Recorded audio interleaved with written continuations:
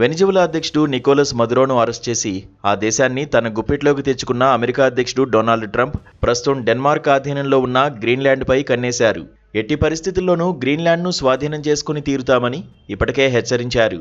ఈ క్రమంలోనే తాజాగా సోషల్ మీడియా వేదికగా ట్రంప్ షేర్ చేసిన ఫోటోలు వైరల్గా మారాయి. కెనడా, గ్రీన్లాండ్, వెనిజువలాలను కలిగి ఉన్న అమెరికా మ్యాప్ను ట్రంప్ తాజాగా పోస్ట్ చేశారు. ఆ మ్యాప్ను ఏఐ ద్వారా రూపొందించారు. ఓవల్ ఆఫీస్లో నాటో నాయకులతో ట్రంప్ సమావేశంలో ఉన్నట్టు ఆ ఫోటోలో కనిపిస్తోంది.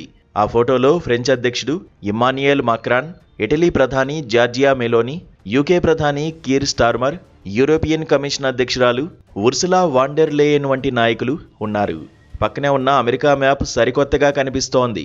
కెనడా, గ్రీన్లాండ్, వెనిజువలా కూడా అమెరికాలో భాగం చేస్తూ ట్రంప్ సరికొత్త అమెరికా మ్యాప్ను సోషల్ మీడియా వేదికగా పోస్ట్ చేశారు. ఇక గ్రీన్లాండ్ యుఎస్ టెరిటరీ S.2026 అని రాసి ఉన్న ప్రాంతంపై తాను, ఉపాధ్యక్షుడు జేడీ వాన్స్, విదేశాంగ కార్యదర్శి మార్కో రూబియో అమెరికా జెండాను నాటుతున్న మరో ఫోటోను కూడా ట్రంప్ పంచుకున్నారు. మరోవైపు గ్రీన్లాండ్ను స్వాధీనం చేసుకోవడానికి పలు కారణాలు చెబుతున్న ట్రంప్ తాజాగా చాగోస్ దీవుల ప్రస్తావన తీసుకొచ్చారు.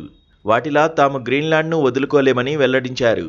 తెలివైన నాటో మిత్ర దేశం యునైటెడ్ కింగ్డమ్ అమెరికాకు చెందిన కీలక సైనిక స్థావరం ఉన్న డియోగో గార్సియాను మారిషస్కు ఇచ్చేయాలని యోచిస్తోందని తెలిపారు. ఇది తెలివి తక్కువ పనని, ఈ నిర్ణయం వల్లే గ్రీన్లాండ్ విషయంలో తాను కఠినంగా వ్యవహరిస్తున్నానని ట్రంప్ అన్నారు. కాగా రెండోసారి అమెరికా అధ్యక్షుడిగా పగ్గాలు చేపట్టిన నాటి నుంచి కెనడాను అమెరికాలో 51వ రాష్ట్రంగా చేయాలని ట్రంప్ చాలాసార్లు అన్నారు. అయితే కెనడాను అమెరికాలోని 51వ రాష్ట్రంగా ఏర్పాటు చేయాలని ట్రంప్ సూచనను గతేడాది మే నెలలో కెనడా ప్రధాని మార్క్ కార్నీ తీవ్రంగా వ్యతిరేకించారు. కోరికలకు వాస్తవాలకు చాలా వ్యత్యాసం ఉంటుందని వ్యాఖ్యానించారు.